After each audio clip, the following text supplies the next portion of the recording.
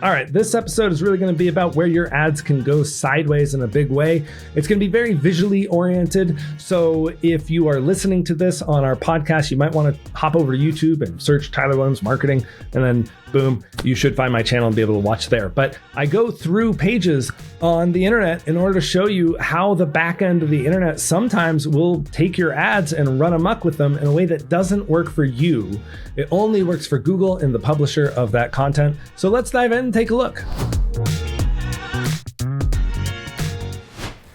I had somebody from a coaching group that I'm part of reach out to me and be like, hey, we're getting a bunch of weird calls from these ads whenever we run this campaign. And this isn't a campaign that we controlled, but I figured that it was an interesting enough scenario that you should take a look at what's happening when you run specific types of ads with Google and how Facebook plays a part in that. So let's dive into what we're looking at right here.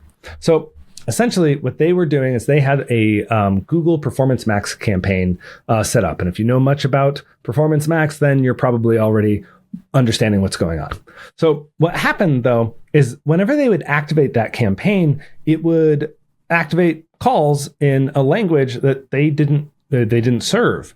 And they were like, our campaign for Performance Max says English. What's going on? Well, here's what's going on.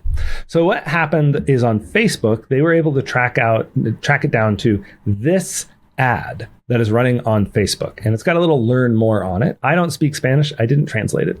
And when you click that, you go to home improvement style searches. So now you've got like plumbing repairs down here, and I just followed the top links. So you can kind of take a look at where you want to click on if you were in the market for a plumber. And then you're going to click on one, and that's going to take you to this page. Now you've got all like another funnel of like categories that you can click on. And so you've got related searches. By the way, these are from Bing that are set up for some reason. And then they click to here, now basement leak repair. Now when you click on that, what happens?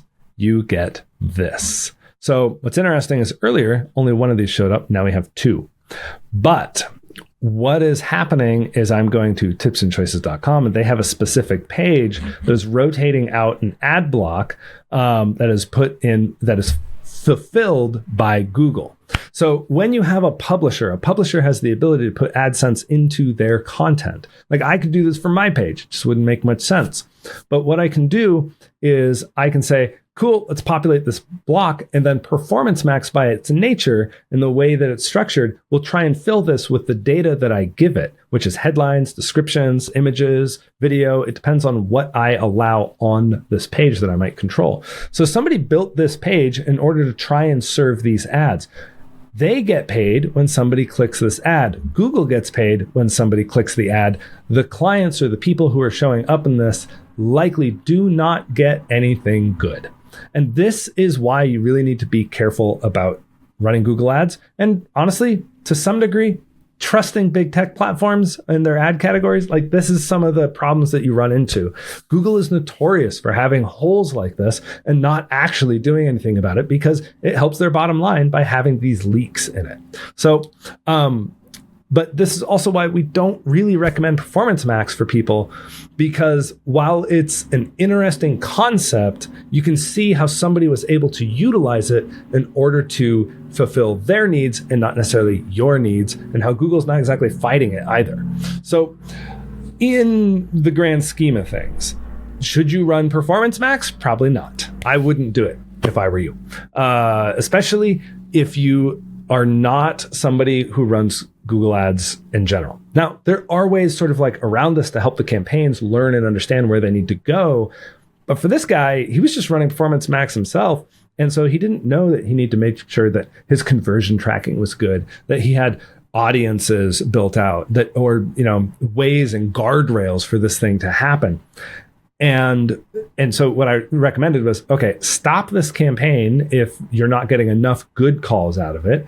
Or if you're getting a mass of calls, but some are bad, well, just consider the fact that you have to get bad calls with it, because this is the way the internet is built right now. And so that affects your quality cost per lead. But if it's ROI positive, who cares, right? Yeah, it's a little bit of a pain, but that's what it is. So The other thing is to take that budget and just shift it over to search. So that way you're more deliberate about the opening yourself up to the inventory that Google will serve you. The other side of that, though, is search itself is a complex beast that it requires a lot of nuance, and it's getting hard to compete on that. And it'll probably result in a higher cost per lead, but it might be a higher, like it could be a lower cost per quality lead. And so you end up with these sort of like backs and forths on these things. But anyway, this was enough of an interesting zone where I was like, let's dive in. Let's make a quick video about it and show you how things can happen on the back end of the internet and you don't even necessarily know. And this all comes down to people are running ad campaigns to try and capture leads. And that's fine if you have that dialed in, but know that it's going to be expensive and it's going to be squirrely. I'm a big fan of making sure that you're marketing, and it's not necessarily digital only. It also is community, it's live, it's physical.